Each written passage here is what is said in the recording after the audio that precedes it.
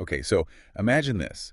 You're a black farmer in Alabama during the Great Depression. Hmm. Things are tough everywhere, but especially there. And you decide the answer is to write a letter to Joseph Stalin. Wow. Yeah, so you're writing to Stalin, the leader of the Soviet Union, pouring your heart out saying communism is the only way to fix the injustices you face every day. It's pretty wild when you think about it. It is, and this really happened. Yeah. It's just one example of how Black history is full of these untold stories that we just don't hear. It's true, and they really make us think differently about the fight for racial equality. Yeah, this deep dive is going to go way beyond those familiar stories and those kind of cleaned up versions of history we usually get. Right. We're going deep into this really complex connection between race and capitalism. Yeah, and to do that, we're going to be using the work of historian Robin D.G. Kelley. Exactly. He argues that racism, it's not just some accident of capitalism. Yeah. He says it's like built into the system itself. Yeah. It's a really powerful way to look at how race and class have always been connected, how these systems of oppression are built and kept in place. It definitely makes you think, and it's so important if you want to understand inequality in our society. It really is. And we'll get into all of that. But Yeah. first, let's start with something we all see every February. Black History Month. Yep. All those companies with their campaigns and commercials celebrating Black excellence. Oh, yeah. And all those limited edition products to show they care about Black communities. You see it everywhere, right? Yeah, like AT&T with their History by Us thing, or Google with all those inspiring stories they share. Even Peloton and Dick's Sporting Goods are doing it. Yeah, like this huge marketing thing now. It really is. And, I mean, on the surface, it seems good, right? Mm-hmm. Celebrating Black achievement, Yeah. promoting diversity. Yeah. But Robin D.G. Kelley asked this really important question. Is this real support, or is it just racial capitalism?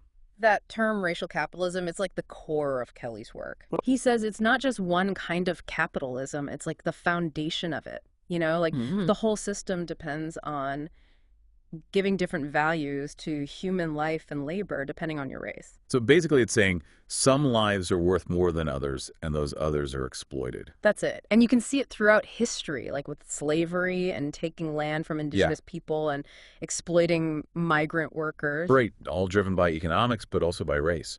Yeah, it's not just in the past either. Oh, definitely.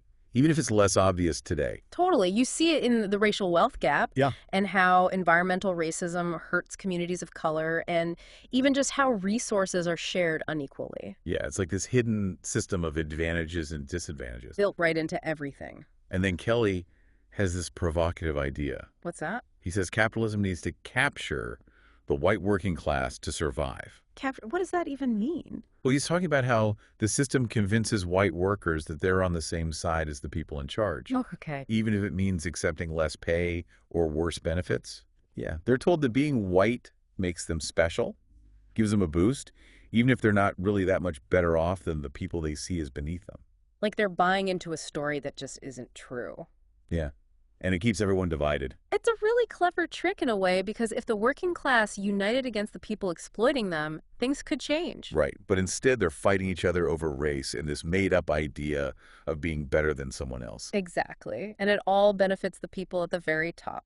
It reminds me of that idea from W.B. Du Bois, The Wages of Whiteness. Oh, yeah, where white workers accept less money for the social benefits of being white. Right. And Kelley takes that idea further. He shows how this has worked throughout history and across different economies, like in the U.S. South, where white workers have historically made less than others, but still felt superior to black workers. Wow, so everyone loses except for the people in charge. It's a system that keeps working for them. This brings us to Fred Hampton, the Black Panther leader. Remember that famous quote of his, "We believe that racism is an excuse used by capitalists." Oh, yeah. How does Hampton's idea fit with this concept of racial capitalism? Well, Hampton saw what was happening, He knew racism is a tool to break up the working class and keep the powerful in control. So by making people fight each other based on race, the ruling class stays in power. Exactly. They prevent any real change from happening. So is Hampton saying something different from this idea of racial capitalism? Not really. Kelley recognizes that sometimes the term racial capitalism can be used in a way that doesn't emphasize class enough, but he also sees Hampton's view as fitting with his own. How so? Well, they both agreed that racism isn't just a personal thing. It's built into the system, our economy and our politics. And they both knew that to end racism, you have to end the systems that create it, including capitalism. So it's bigger than just calling out individual racism. Yeah. We have to see the bigger forces at play. Yeah, we need to see how the system benefits from division and inequality. Exactly. And that means looking beyond just the obvious stuff like unfair wages or discrimination in hiring. Racial capitalism shows up in sneakier ways, too. Like what?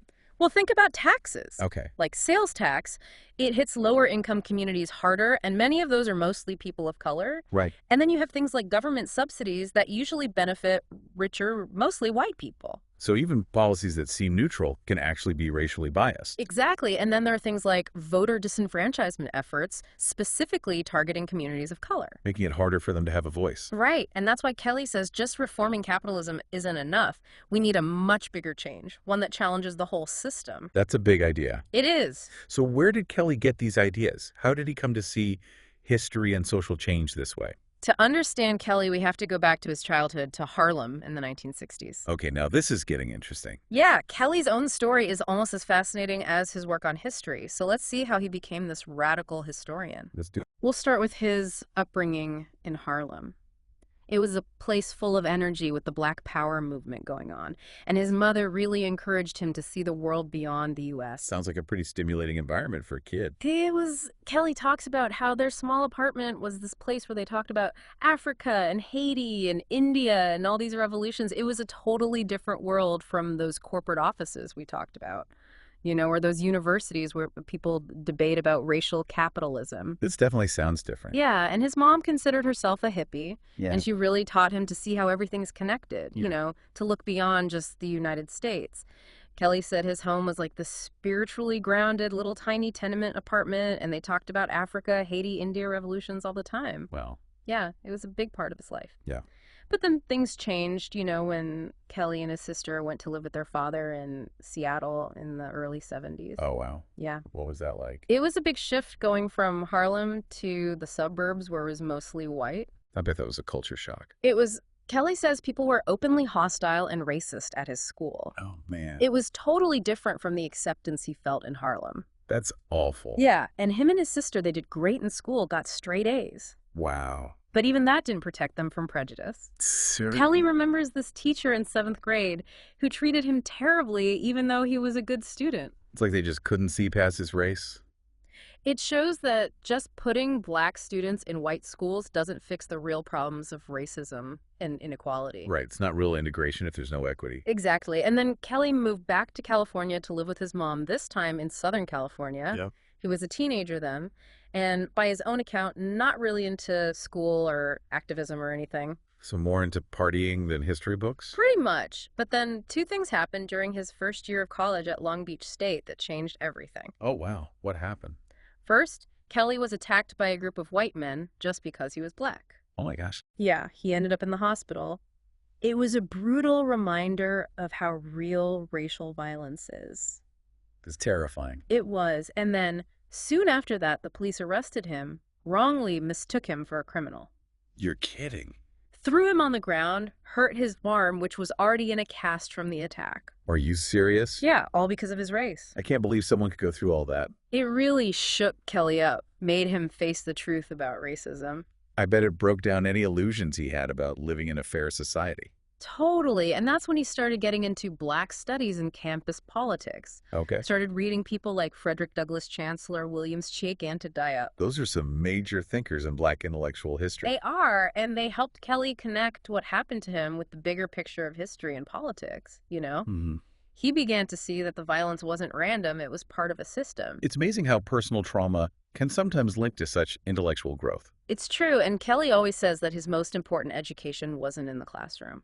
Oh. It was from being involved in things like the Black Student Union and a study group with the All African People's Revolutionary Party, the AAPRP. Wow, so he was learning as much outside of class as he was inside. Absolutely. He was having real discussions, debates, getting involved in activism, taking those theories and putting them into action. That's awesome. He even wanted to be a communist for life and dedicate himself to revolution.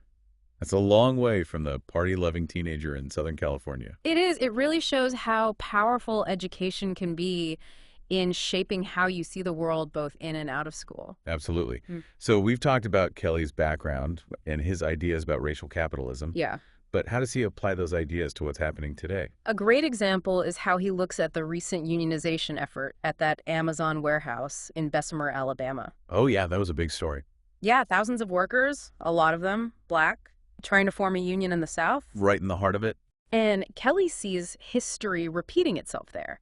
He connects it to those communist-led labor movements in the 1930s that he wrote about in his book Hammer and Hoe. So the fight for workers' rights in Alabama has a long history. Exactly. It's all connected. And he thinks it's really interesting that it's happening in Alabama, a place with such a complicated past of racial and economic inequality. Why is Alabama so significant in this context? Well, Kelly points out that back in the 30s during the Depression, Alabama was a center for communist organizing. Really? And many of the leaders were black farmers and workers. That's not something you usually hear about in history class. No, but Kelly says these communist organizers were successful in Alabama because they spoke to black workers who felt let down by the promises of Reconstruction and wanted real change. They had seen how the system worked against them. Exactly. They knew their labor was being exploited to make the rich richer. So it makes sense that they would be open to a message of radical change. Yeah, they were ready to overturn the system. And what's really amazing is they saw communism as a global movement for everyone, not just one country. Like those letters to Stalin we talked about. Exactly. It shows they were thinking globally. And it's a powerful example of how ideas can spread and give people hope in the most unexpected places. So these organizers were tapping into this deep desire for justice and equality, but how successful were they? Well, they did win some important victories, especially in the 30s and 40s during the New Deal. Right. Labor unions got stronger, workers got some rights.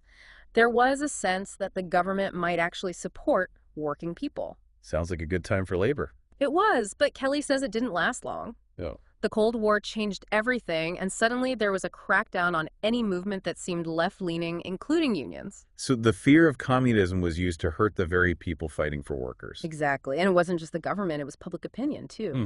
All that Cold War propaganda made people think communism was evil and that any labor activism was un-American. So the Red Scare made it dangerous for workers to organize. Right, and that paved the way for neoliberalism in the 70s and 80s. That's a term we hear a lot these days. Can you explain what it means in this context? Sure. Basically, neoliberalism is the idea that the free market is the best way to do everything and that the government should stay out of it. Less regulation, privatization, tax cuts for the rich and corporations. Exactly. And that has been really bad for workers and equality. You know, unions declined, the welfare state was weakened, and income inequality exploded. Sounds like a step backward. It was, and it brings us back to those Amazon workers in Bessemer.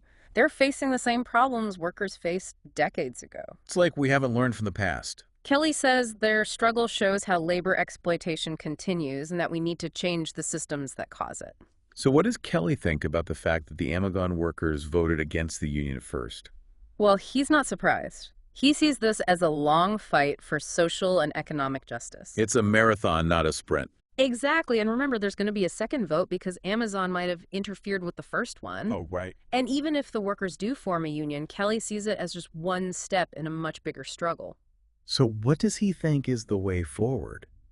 How do we challenge this system of racial capitalism that seems so powerful? Kelly's not a fan of simple solutions or utopian dreams. He thinks real change comes from constantly fighting and reevaluating and questioning our own assumptions. So it's about the journey, not the destination. Exactly. And he really believes in building strong communities, putting people's needs first, and creating a sense of love and solidarity. It's a vision that puts people before profits. Right. And it's inspired by the history of resistance and resilience that he writes about. So Kelly's work isn't just about understanding history, it's about using it to fight for justice today. Exactly. And that brings us to another thing. Kelly's been critical of how corporations are trying to use movements like Black Lives Matter to their advantage. Yeah, we've seen companies putting out statements donating money to organizations using Black Lives Matter in their ads. It seems like progress, but Kelly says it might just be a way for corporations to silence these movements and avoid criticism.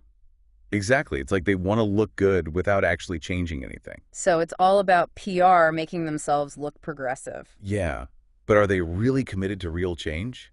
That's the question, right? Kelly wants us to think about why they're doing this and if it really helps the fight for equality. It's a good reminder that real change doesn't come from the top down. Right? It comes from people organizing and taking action, challenging those in power. Absolutely. But this makes me think about a bigger question that Kelly talks about. Has capitalism actually made life better for people? Yeah. Some people say that even though it's unequal, capitalism has helped a lot of people escape poverty and brought about technology and longer lifespans. It's true. We have seen progress in those areas.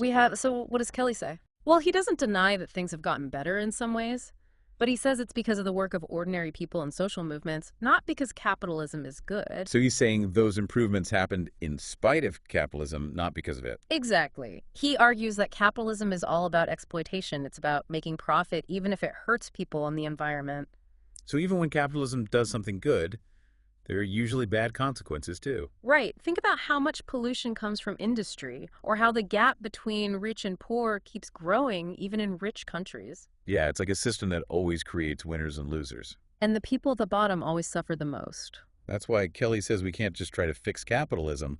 We need to change the whole system. Exactly. So if we want to really deal with racial and economic injustice, we need to think differently about how our society works. Absolutely. Well, what would that look like? Does Kelly have any alternatives to capitalism? Well, Kelly isn't into utopian ideas or simple answers. He thinks real change comes from constant struggle and being willing to try new things and learn from mistakes. So it's more about the process than finding the perfect solution. Right, and he uses historical examples like the Black Panther Party's community programs or those communist-led labor movements in the 1930s.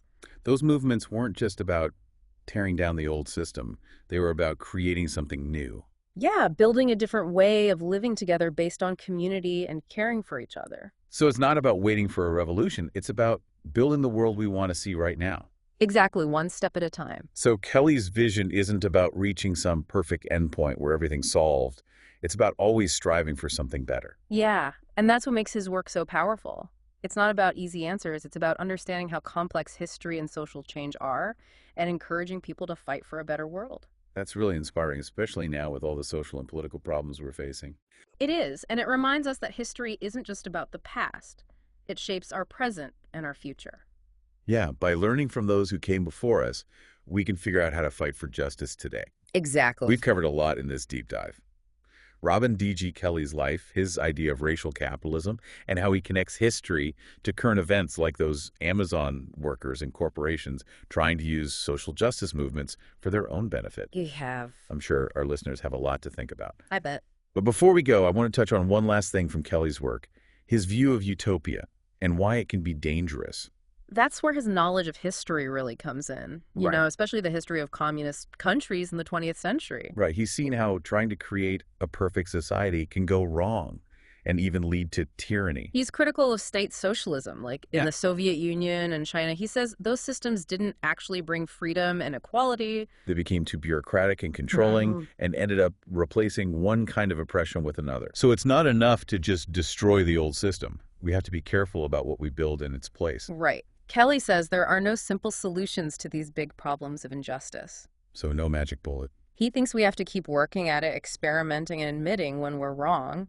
It's about being humble and realizing we don't have all the answers. And that's where struggle comes in. He doesn't see it as a bad thing. Okay. He sees it as a necessary part of change. So it's through facing challenges and setbacks that we actually learn and grow. Exactly. And it's not just about big revolutions. It's about the everyday things people do to make their lives and communities better. Fighting for fair wages, healthcare education, a clean environment, all the things that matter. Yeah, and it's about doing it together, understanding that we're all connected and that our freedom depends on everyone's freedom.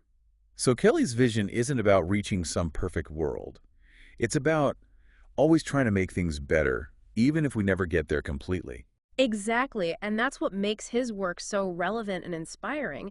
It gives us a way to understand the complexities of history and encourages us to keep fighting for a more just and equitable world. Well said. So as we wrap up this deep dive into Robin D.G. Kelly, what do we hope our listeners will take away from all this? I think the most important thing is that the fight for racial and economic justice means we have to think critically about the systems we live in, challenge the stories we've been told, and accept that real change takes time and effort. It's about recognizing that the work is never done. Exactly, and we don't have to wait for someone else to fix things. We can start making a difference in our own communities. Right.